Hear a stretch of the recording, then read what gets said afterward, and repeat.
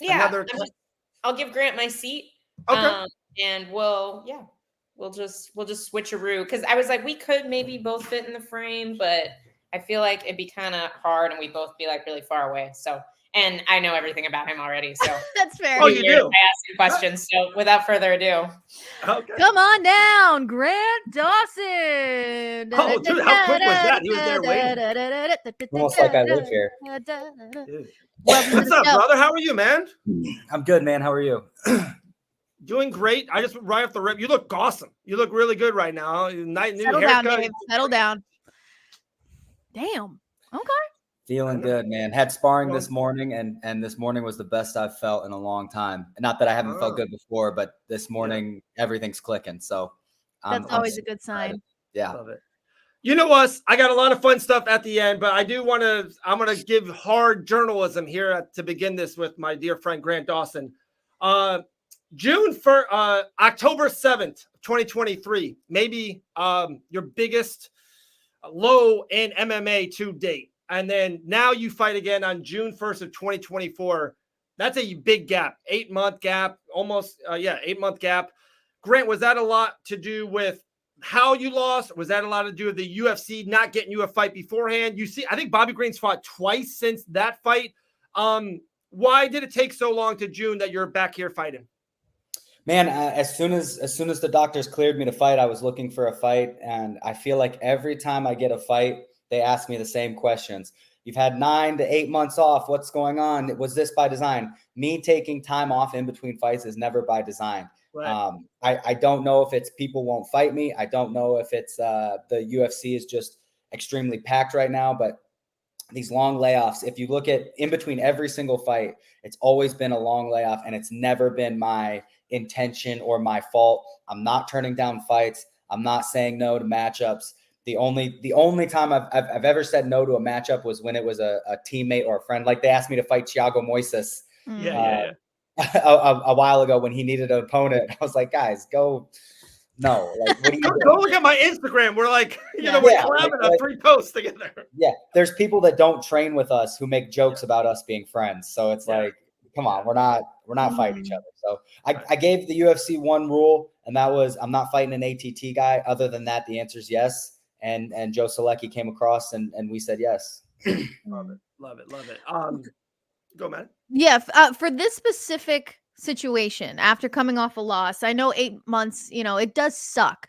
But do you think that it may have been of an advantage for you, maybe mentally and physically, or like I would love to hear how the rebuild was in the gym after something like this?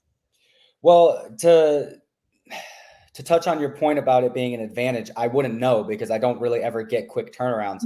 I went from fighting outside the UFC. I had 7 fights in 1 year, and that was like back to back to back to back. Yeah. I loved it. To when I get in the UFC, I'm pretty much having 2 fights a year. I don't think it's their fault. I don't think it's something I'm doing. It's just the way the game goes. Some guys are much harder to match than others. I get it.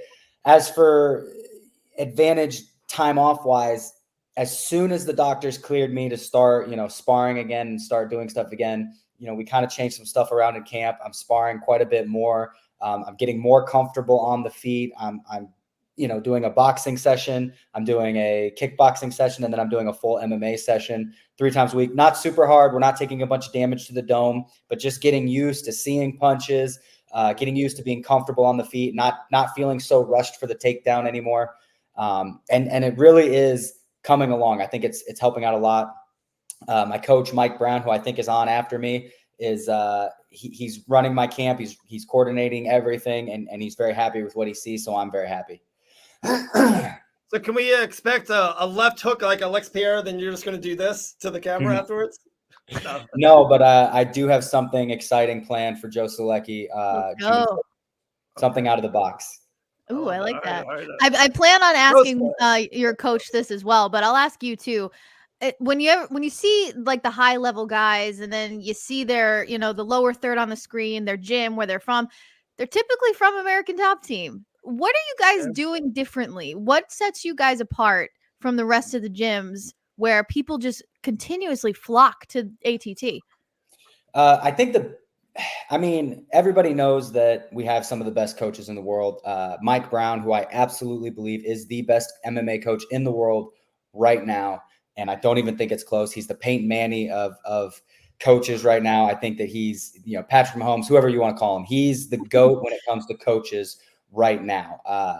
I think the biggest thing that Dan has given us fighters that really draws us in, other than the coaching and the amazing teammates, would be the facility. The facility that he has is absolutely amazing. We've got cold tubs, we've got saunas, we've got hot tubs, we've got everything that a giant facility would need. I literally don't have to go anywhere. I don't have to go anywhere for my strength and conditioning. I don't have to go anywhere else for boxing. I don't got to go anywhere else for jiu-jitsu. We literally have everything that you could need under one roof, and that is truly amazing. How hard is it to become an ATT fighter? Like, I feel like there's got to be some type of prerequisite, right? That's a Mike Brown question, maybe, I think. Yeah, I guess so. But Grant, you can answer that. Yeah, I mean, I think it's about who you know, what you've done. Sometimes it's a yes, sometimes it's a no.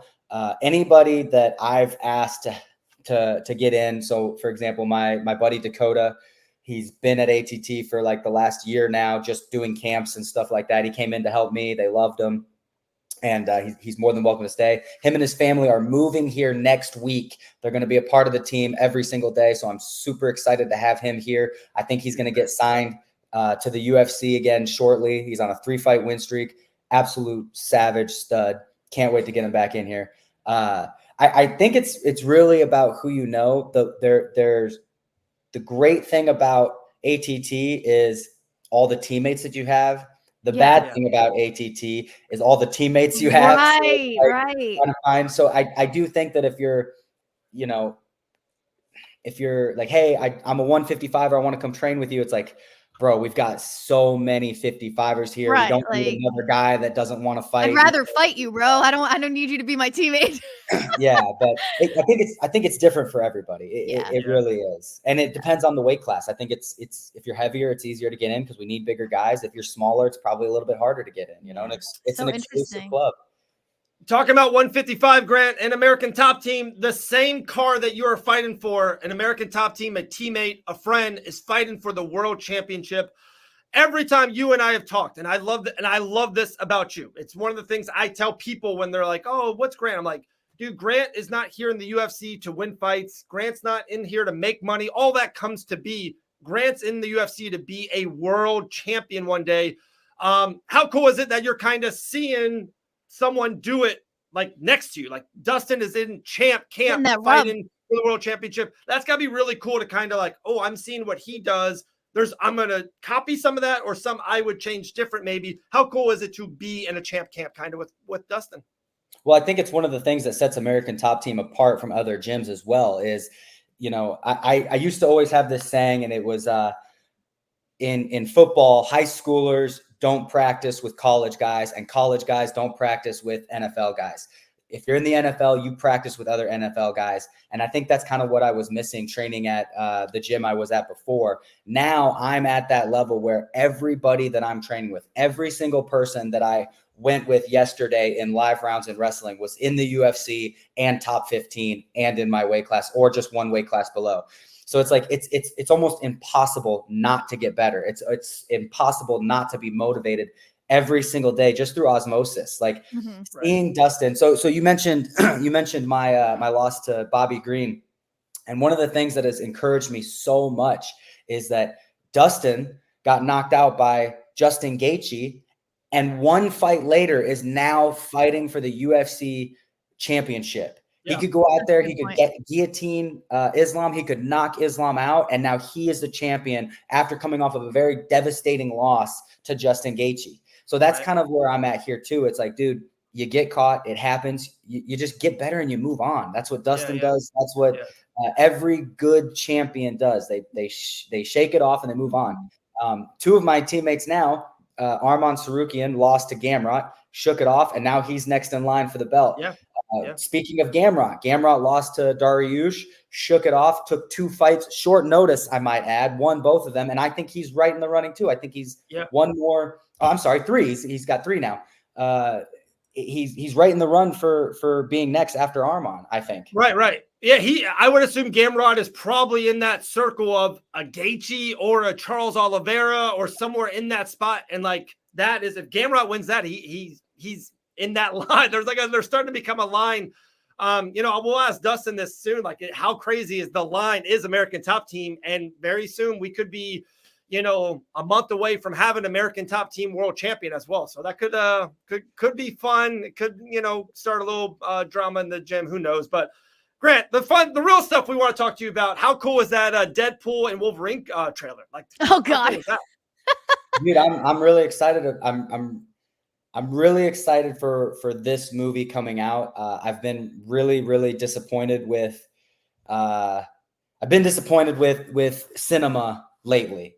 There's two big movies coming out that I'm really excited about, and I'm really hoping they don't ruin them. One being Deadpool, the other being Kingdom of the Planet of the Apes. I love the first three movies. In my opinion, there are very few perfect trilogies. Lord of the Rings being one of them, the original Star Wars being another, and Planet of the Apes, the Rise of the Planet of the Apes trilogy being, in my opinion, the third. So seeing this fourth movie come out, I'm really excited for it. It doesn't look too woke. It doesn't look too inclusive. So, well, yeah, that wouldn't be very Deadpool of them, right? Right. Well, I was talking about the Planet of the Apes movie. Oh, I'm sorry. Yeah. Well, here's the thing with Deadpool is it's Marvel, so it's Disney Plus, and man, Disney Plus has just kind of been disappointing me lately. Yeah. To me, Grant, we talked about this. Is probably the thing we talk about the most outside the fight game, of course, is like Disney Plus. There's no middle ground for them. Like they hit home runs, like season 1 of The Mandalorian, or there's a really good Disney Plus Marvel show, or there's just a ton of misses. Like they don't put out 7s. It's like, hey, we're gonna give you a 9.5 or a 2. There's not a lot in between for them. I don't know why. Maybe it's all directing or something of that nature, but they don't put out a lot of middle stuff. Well, Disney used to be a sniper. Yeah, you good? Disney used to be a sniper. They every time they shot, it was a one-shot kill. They were blowing it out of the park. And then the problem is they made so much money that they turned into a machine gun, and they're just trying to pump out as much content as possible. They're trying to be as inclusive as possible. And look, I get it. Being inclusive, I'm all for it, but you don't have to be inclusive in every single thing that you put out. There are situations where the story makes sense to not include one demographic. And it just seems to me like Disney is trying to check the boxes. And anytime that you're worried about checking boxes instead of writing a really good story, I think it's gonna fail. A lot of my favorite movies and TV shows back in the day, they didn't have a whole lot of, they didn't have great graphics. They didn't have a big budget. They didn't have, diversity, I guess, but they really focused on the story and telling a good story. And I think that's the thing that made cinema back in the early 2000s so much better than it is now. There we go. Well, Grant Dawson is definitely not a machine gun. We should see him snipe on June 1st at UFC 302.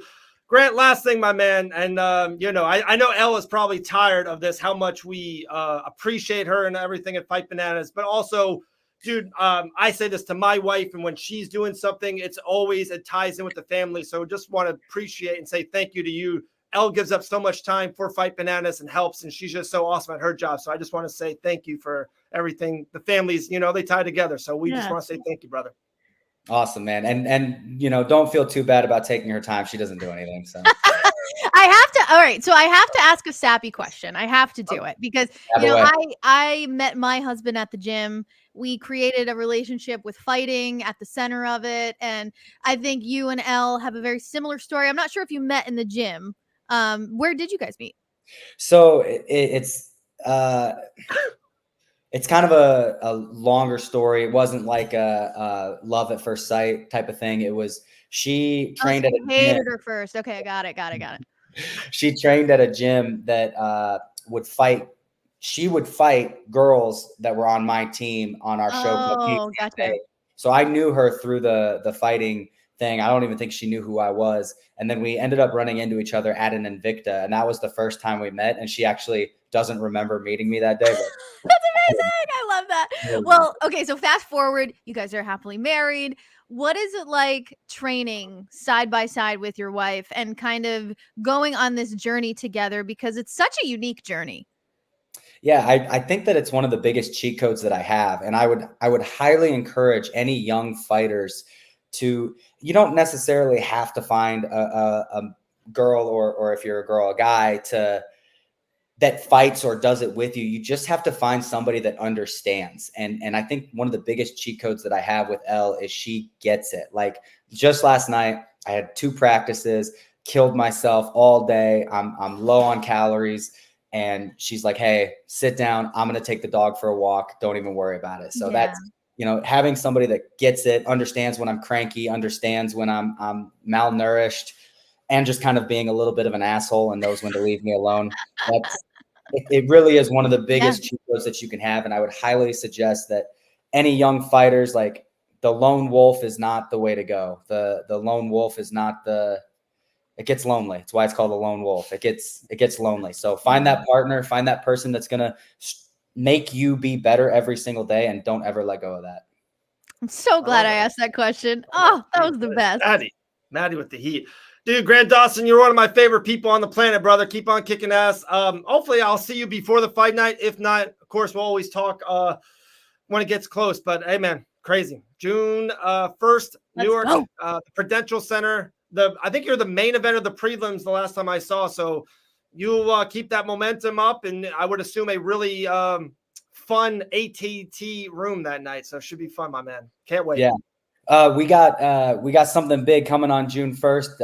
I got a big plan. I'm going to go out there and I'm going to show something you guys have never seen me do before. And I think you guys are all going to really like it, or I'm going to look like a total idiot. I'm so jazzed now. I'm jazzed up. We'll see how it goes. And I hope what I think is going to happen happens. And then you can clip this with the edit afterwards. Let's go.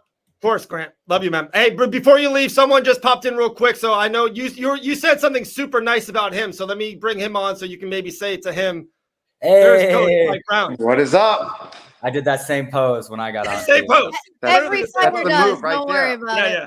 That's the same pose. Flexing on. Awesome, man. Hey, Mike, Grant said you're pretty decent at coaching, and he really appreciates you. That's what he said, Well, Grant is the man. He just got out of sparring, got hit in the head a lot today, so confident in everything he says. I think I called you the Patrick Mahomes of coaching right now. So yeah, I must be concussed. Yeah, and it's funny because he just said that he's trying not to take damage to the head. So it's a very interesting thing. Yeah. Well, get off that center line, Grant. That's right.